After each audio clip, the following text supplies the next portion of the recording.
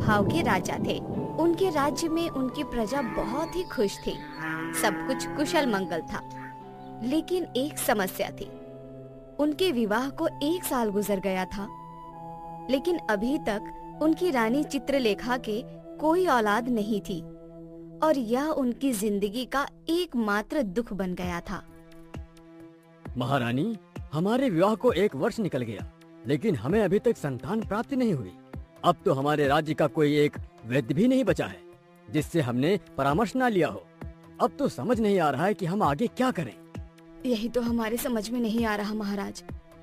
भगवान ने हमें अभी तक औलाद की खुशी से वंचित क्यों रखा है? राजा विक्रम ने कुछ सोचा और बोले, हमें लगता है कि हमें राज ज्योतिषी से बात करनी चाहिए। अब तो वही हमें बता सकते हैं कि हमारे साथ ऐसा क्यों हो रहा है। राजा विक्रम ने राज ज्योतिषी को बुलाया और उनको अपनी परेशानी बताई। महाराज, आपके जैसा न्यायप्रिय राजा दूर दूर के किन्हीं राज्यों में नहीं है। आपके राज्य का बच्चा, बूढ़ा, नौजवान सभी आपसे खुश हैं। भला आप जैसी हस्ती को भगवान औलाद का सुख क्यों नहीं दे रहा है? ये तो वाकई में बहुत ही चिंताजनक बात है। सिर्फ यही वजह है ज्योतिषी जी जो हमने आपको बुलाया है। हमें बताइए कि हमें क्या करना चाहिए। महाराज, ये कोई छोटी समस्या नहीं है। इसके लिए आपको कृष्णानगर राज्य जाना होगा। यह सुनकर राजा विक्रम ने रानी चित्रलेखा की तरफ देखते हुए कहा, रानी चित्रलेखा आपका राज्य? जी महाराज, कृष्णानगर में संजय वन नामक एक जंगल है। उसी जंगल के अंदर एक तालाब है जो दिखने में सामान्य तालाब के भांति ही लगता है। उसके अंदर एक देवी रहती है। अगर सच्चे मन से उस देवी को याद किया जाए तो वो प्रकट हो जाती है।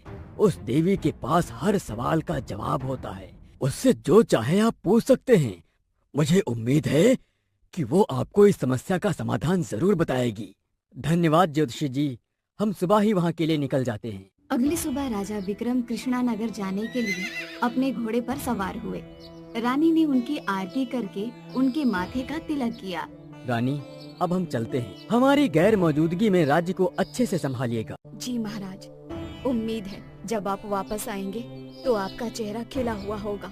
राजा विक्रम ने रानी चित्रलेखा से विदा ली और अपना घोड़ा दौड़ा दिया। हमें रात होने से पहले कृष्णानगर पहुंचना है, वरना तालाब ढूंढने में समस्या आ सकती है। राजा विक्रम कई घंटों की यात्रा करके कृष्णानगर पहुँचे। वहाँ एक चौराहे पर पहुंचकर उन्होंने और 4 कोस का सफर किया और उसके बाद वो संजय वन पहुँच गए। ये जंगल तो सच में बहुत घना है। इसमें तालाब ढूंढते हुए काफी समय निकल जाएगा। राजा विक्रम आज के समय के हिसाब से 4 घंटे जंगल में घूमते रहे। तब जाकर उनको एक तालाब नजर आया। शुक्र है भगवान का, यही वो तालाब है। राजा विक्रम तालाब के किनारे हाथ जोड़कर खड़े हो गए। वो धीमे स्वर में देवी का आह्वान करने लगे। तालाब देवी प्रकटम, तालाब देवी प्रकटम। काफी देर बाद तालाब के पानी में हलचल हुई और उससे एक देवी निकलकर सामने आई। प्रणाम देवी जी। कहो राजन, यहाँ आने का क्या कारण है? इस पर राजा विक्रम बोले, देवी जी, मैं भीमपुर का राजा विक्रम हूँ। मेरे राज्य में मेरी सारी प्रजा दरबारी सभी खुश हैं। न ही किसी की हाय या बदुआ हमारे ऊपर है। इसके बावजूद भी हमें अभी तक संतान प्राप्ति नहीं हुई है। हमारे विवाह को 1 साल गुजर चुका है और हम बिल्कुल थक हार कर आपके पास आए हैं। ठीक है राजन, हम अभी आपको बताते हैं। देवी ने अपनी आंखें बंद की और फिर कुछ देर बाद आंखें खोलकर बोली, तुम्हारी समस्या कोई छोटी समस्या नहीं है राजन। तुमको बहुत से कार्य करने होंगे। देवी जी, आप जो कहेंगी हम संतान पाने के लिए करेंगे। यहाँ से दक्षिण दिशा की तरफ जाओ। एक चौराहे पर कोई है जो तुम्हारी समस्या का समाधान करने में तुम्हारी मदद कर सकता है। यह कहकर देवी गायब हो गई। राजा विक्रम भी अब घोड़े पर सवार दक्षिण दिशा की तरफ रवाना हुए। उन्होंने पाया कि एक चौराहे पर एक बूढ़ा जमीन पर पड़ा हुआ है, जिसके होंठ सूखे हुए हैं और चेहरा भी उतरा हुआ है। अरे जजमान, आप कौन हैं और इस तरह जमीन पर क्यों पड़े हैं? मैं इसी राज्य का निवासी हूँ। मुझे मेरे बेटों ने घर से निकाल दिया है और पिछले 6 महीनों से मैं इसी तरह से सड़कों पर अपना गुजारा कर रहा हूँ। अगर आपके बेटों ने आपके साथ ऐसा किया है तो आपने उनकी शिकायत महाराज चंद्रभान से क्यों नहीं की? मैं फरियाद लगाने उनके महल गया था, लेकिन वहाँ के द्वारपाल ने मुझसे रिश्वत मांगी जो मेरे पास देने को थी ही नहीं, इसलिए मैं महाराज से मिल नहीं पाया। यह सुनकर राजा विक्रम को बहुत दुख हुआ। आप मेरे साथ आइए, मैं आपको महाराज के पास लेकर चलता हूँ। राजा विक्रम ने बूढ़े को घोड़े पर बिठाया और उसे लेकर अपने ससुर महाराज चंद्रभान के महल पहुँचे। अरे राजा विक्रम, आपका हमारे महल में स्वागत है। हमारी राजकुमारी कहाँ है? क्या वो आपके साथ नहीं आई? महाराज, हम यहाँ किसी और कार्य से आए हैं। किसी और कार्य से? कहिए, क्या बात है? और आपके साथ ये बूढ़ा व्यक्ति कौन है? ये बूढ़ा व्यक्ति आप ही के राज्य का एक निवासी है। इनके बेटों ने इन्हें घर से निकाल दिया और ये पिछले 6 महीने से अपने घर से बाहर दर बदर भटकते फिर रहे हैं। ये आपके महल आए थे, लेकिन द्वारपाल ने इनसे आपको मिलवाने की रिश्वत मांगी और इस वजह से ये आप तक पहुंच ही नहीं पाए। यह सुनकर महाराज क्रोधित हो उठे। द्वारपाल को अभी हाजिर किया जाए। द्वारपाल को भरे दरबार में हाजिर किया गया। द्वारपाल, ये बूढ़ा आदमी तुम्हारे पास पिछले 6 महीने से फरियाद लेकर आ रहा है। तुमने इसे दरबार में पेश क्यों नहीं किया? महाराज, हमसे गलती हो गई, हमें क्षमा कीजिए। मंत्री जी, अभी के अभी इस द्वारपाल को निष्कासित किया जाए। इसकी रिश्वतखोरी की वजह से हमारी प्रजा के साथ अन्याय हो रहा है। नहीं महाराज, नहीं। 2 सिपाही द्वारपाल को घसीटकर महल के बाहर फेंक आए और महाराज ने उसी समय 2 सिपाही भेजकर उस बूढ़े के दोनों बेटों को दरबार में बुलाया। तुमने 2 बेटे होते हुए भी अपने बूढ़े बाप को घर से निकाला। आपकी ये गलती माफी के लायक नहीं है। आपको हम कैद खाने में कम से कम 1 वर्ष तक बंद रखेंगे और आपके बूढ़े पिता अब उस घर में रहेंगे। इस पर बूढ़ा बोला, नहीं महाराज, मैं घर में रहूंगा और मेरे बेटे कैद खाने में। ऐसे में अपने आप को कभी माफ नहीं कर पाऊंगा। यह सुनकर उसके दोनों बेटे उसके पैरों में गिर गए। पिताजी, हमें माफ कर दीजिए। हमने आपको घर से निकाला, इसके बावजूद भी आप हमारा बुरा नहीं चाहते। हमें अपने आप पर घिन आ रही है कि हमने आपके साथ क्या किया। महाराज ने देखा कि दोनों को अपनी गलती पर पछतावा है, तो उन्होंने उनको माफ कर दिया और हुक्म दिया, अपने परम पूज्य पिता को घर ले जाओ और अब इनकी अच्छे से सेवा करना। महाराज की जय हो, महाराज की जय हो। बूढ़े ने विक्रम का भी धन्यवाद किया और फिर अपने बेटों के साथ अपने घर को चला गया। महाराज, अब हम चलते हैं। राजा विक्रम ने अपने ससुर से विदा ली और महल से बाहर निकले। उस देवी ने हमसे कहा था कि जो शख्स हमें वहाँ मिलेगा वही हमारी समस्या का समाधान करने में हमारी सहायता करेगा, लेकिन वो बूढ़ा तो खुद इतना परेशान था, वो हमारी मदद क्या करता। अब राजा विक्रम फिर से उसी तालाब पर पहुँचे। तालाब देवी प्रकटम, तालाब देवी प्रकटम। देवी प्रकट हुई और राजा विक्रम ने उनसे सवाल किया, देवी जी, हमें एक बूढ़ा व्यक्ति मिला था जो बहुत परेशान था। उसे हमने न्याय दिलवाया और उसके घर भेज दिया, लेकिन आपके हिसाब से तो वो हमारी समस्या का समाधान करने में हमारी मदद करने वाला था। हाँ, मैंने ऐसा इसलिए कहा था कि मैं सिर्फ उसी की मदद करती हूँ जो एक दयावान इंसान हो। तुमने अपनी परेशानी को भूल उस बूढ़े के साथ न्याय करके अपने आप को दयावान साबित किया है। इस तरह से उस बूढ़े ने तुम्हारी समस्या का समाधान करके तुम्हारी सहायता की है। जी देवी, अब हमें बताइए कि हमें आगे क्या करना चाहिए।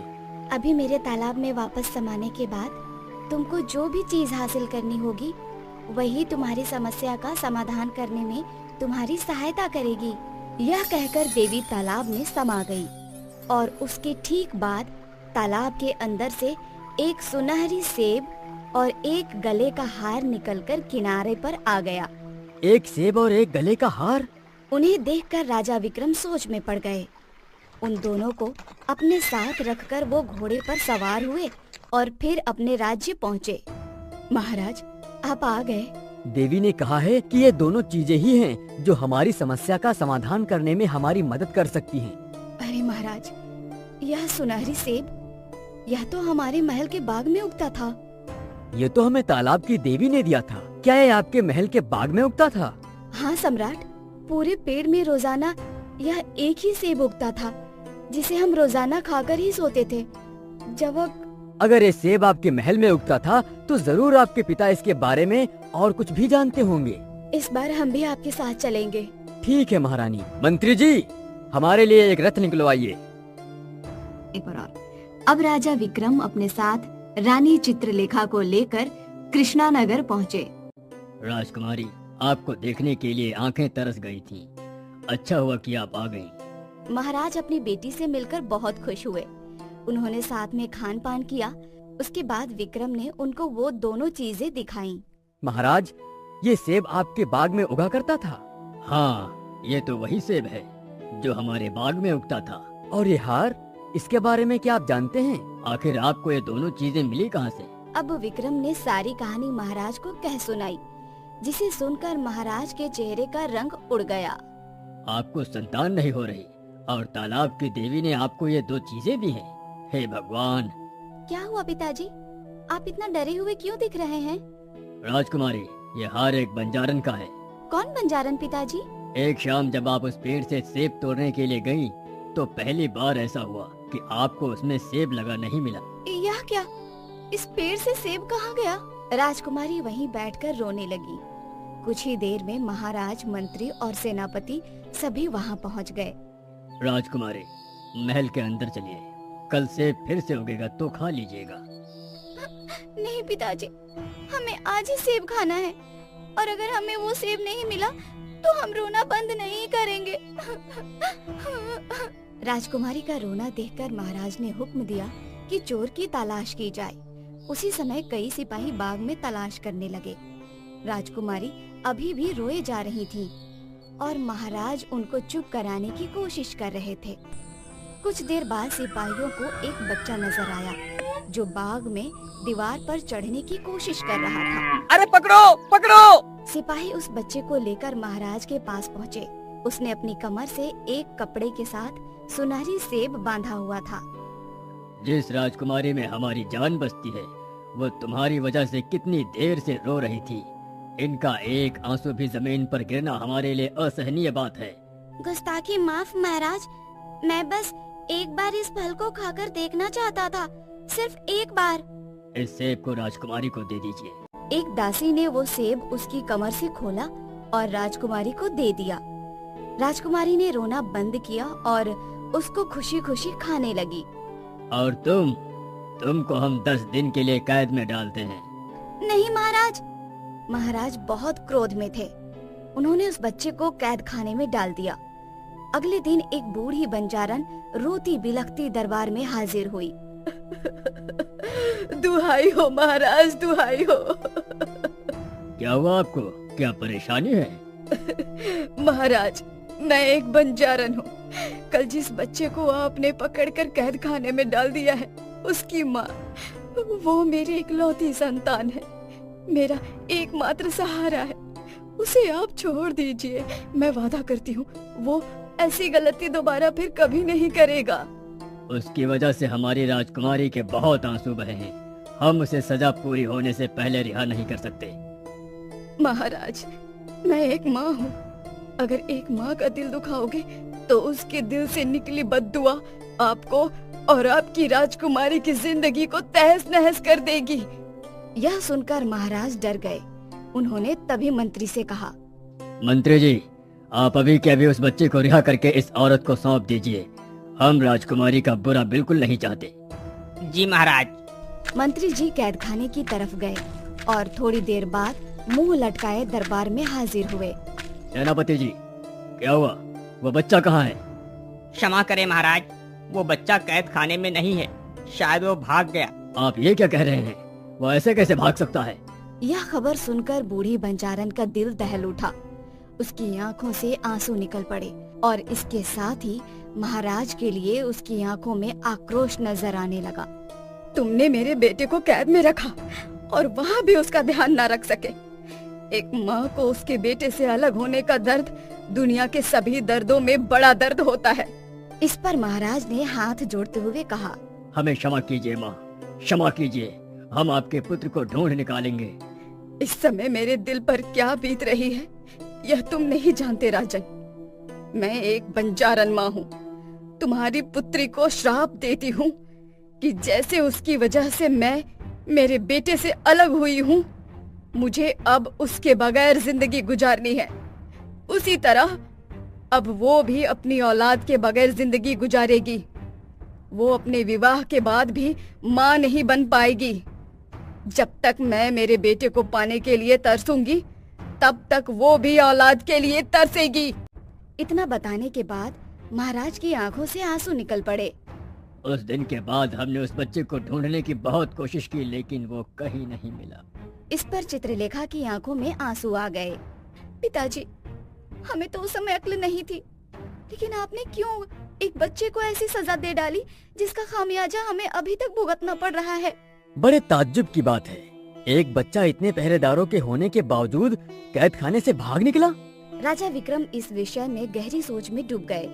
वो बाग में जाकर इधर उधर टहलने लगे और काफी देर सोच विचार करने के बाद वो वापस अपने ससुर महाराज चंद्रभान के पास पहुँचे।